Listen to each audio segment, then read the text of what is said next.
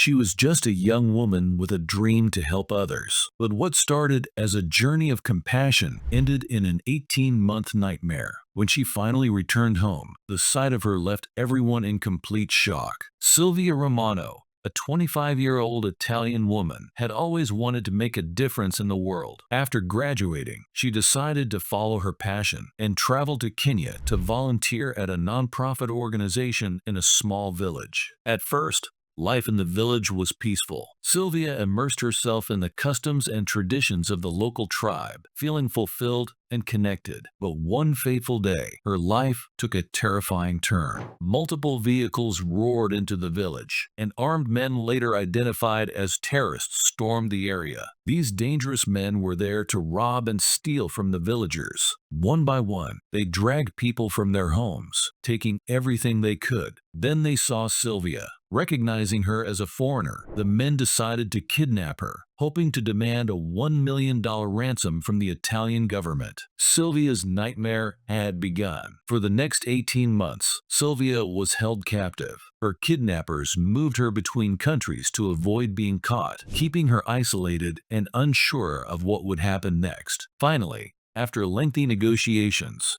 an agreement was reached, and the Italian government paid the ransom. Sylvia was set free and returned to her homeland. But when Sylvia stepped off the plane, she shocked the world. Instead of the Sylvia everyone remembered, she now wore a hijab, a stark contrast to her previous appearance. Confused and concerned, reporters and even her own family bombarded her with questions. Had she been harmed? Was she forced into this? Sylvia calmly explained her story. During her captivity, she revealed she was given a few books to read, one of which was the Quran. As she read its words, she found peace and strength in Islam. Eventually, she chose to convert and even adopted the name Aisha. Sylvia assured everyone that her conversion was entirely her own choice and that she was not physically harmed or coerced during her time in captivity. But despite her explanation, many found it hard to believe. Rumors began to swirl. Was she brainwashed? Was her conversion forced? Or was she simply trying to cope with the trauma of her ordeal? Sylvia,